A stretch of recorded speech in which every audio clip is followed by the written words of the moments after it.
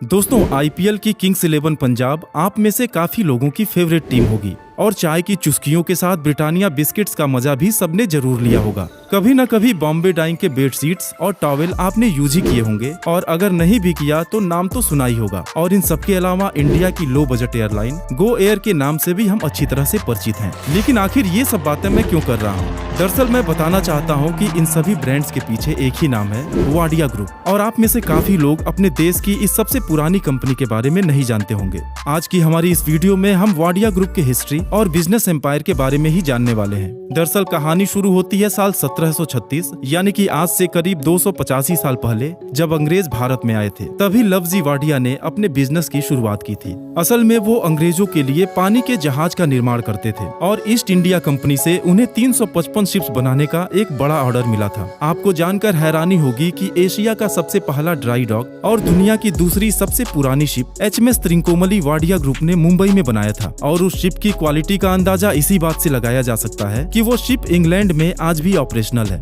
इसके अलावा HMS मिंडेन और HMS कॉर्नवालिस जैसी ऐतिहासिक शिप्स का निर्माण भी वाडिया ग्रुप ने ही किया था। और आपकी जानकारी के लिए बता दूं कि फ्रांसिस की नाम के एक राइटर ने ब्रिटेन का national anthem made in India ship HMS मिंडेन में अपने एक सफर के दौरान ही लिखा था। और दोस्तों, इंडिया में फिल्म इंडस्ट्री की शुरुआत के कुछ सालों बाद वाडिया मूवीटोन प्रोडक्शन की शुरुआत हुई, जो इंडिया का सबसे पुराना प्रोडक्शन हाउस था, जिसने हिंदी सिनेमा की पहली साउंड फिल्म आलम आरा के बाद बनी दूसरी फिल्म लाले यमन का प्रोडक्शन किया था। और उसके बाद वाडिया मूवीटोन के बैनर तले 20 से भी ज्यादा फिल्मों का प्रोडक्शन किया गया। वाडिया ग्रुप ने अलग अलग फील्ड्स में अपने बिजनेस को एक्सपेंड करना शुरू किया और आज की डेट में बॉम्बे वर्मा, बॉम्बे डाइंग और नेशनल पेरोक्साइड लिमिटेड जैसी 4 लिस्टेड फ्लैगशिप कंपनीज हैं, जिनके बारे में हम आगे जानेंगे। सन 1863 में वाडिया ने एक teak wood trading company Bombay Burma की शुरुआत की, जो इंडिया की दूसरी कंपनी बनी जिसे बॉम्बे स्टॉक एक्सचेंज में लिस्ट किया गया।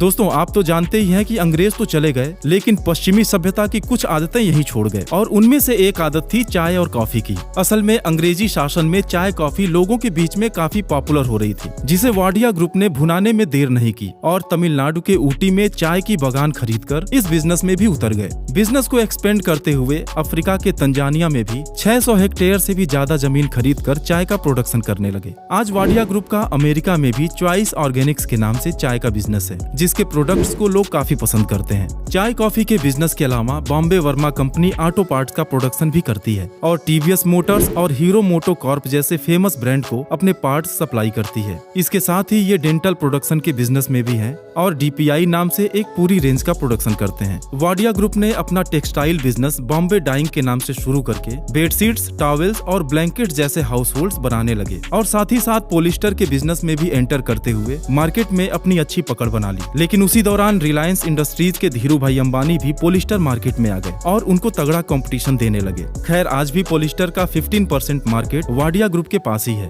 और वो इंडिया की टॉप 4 पॉलिस्टर प्रोड्यूसर्स में शुमार हैं। दोस्तों, अब बात करते हैं वाडिया ग्रुप की अगली फ्लैगशिप कंपनी ब्रिटानिया इंडस्ट्रीज की, जिसे वाडिया ग्रुप ने 90s में टेक ओवर किया था। और आज ब्रिटानिया इंडिया का लीडिंग फूड ब्रांड है, जिसके बिस्किट्स और डेयरी प्रोडक्ट्स लोगों के बीच में बहुत ही पॉपुलर हैं। इसके अलावा वाडिया ग्रुप की नेशनल पेरोक्साइड लिमिटेड यानी कि NPL हाइड्रोजन पेरोक्साइड बनाने की इंडिया की नंबर 1 कंपनी है। दोस्तों, इन 4 कंपनीज के अलावा भी वाडिया ग्रुप कई डाइवर्सिफाइड बिजनेसेस में है, जिसमें सन 2005 में मिडिल क्लास को ध्यान में रखकर शुरू की गई एयरलाइंस गो एयर भी है, जिससे आज तक 8 करोड़ से ज्यादा लोग यात्रा कर चुके हैं। और बॉम्बे रियलिटी के नाम से वाडिया ग्रुप की एक रियल एस्टेट कंपनी भी है, जिसने मुंबई में आइलैंड सिटी सेंटर और वाडिया इंटरनेशनल सेंटर जैसे लग्जरी प्रोजेक्ट्स को कंप्लीट किया है। दरअसल फैशन और गेम्स में भी वाडिया ग्रुप का काफी इंटरेस्ट है और एक फेमस फैशन और मॉडलिंग मैगजीन ग्लैडरैक्स के भी वो मालिक हैं, जो मिस इंडिया और ग्लैडरैक्स मेगा मॉडल जैसे इवेंट्स ऑर्गेनाइज कराती है। साथ ही IPL की पॉपुलर टीम किंग्स 11 पंजाब के ओनर्स में नेस वाडिया का नाम भी शामिल है। अपने पारसी समुदाय के लोगों की मदद करने के लिए वाडिया ग्रुप ने मुंबई में 5 पारसी कॉलोनीज का भी निर्माण कराया है और मुंबई के अलग अलग इलाकों में वाडिया ग्रुप के कई हॉस्पिटल्स और कॉलेजेस भी काम करते हैं।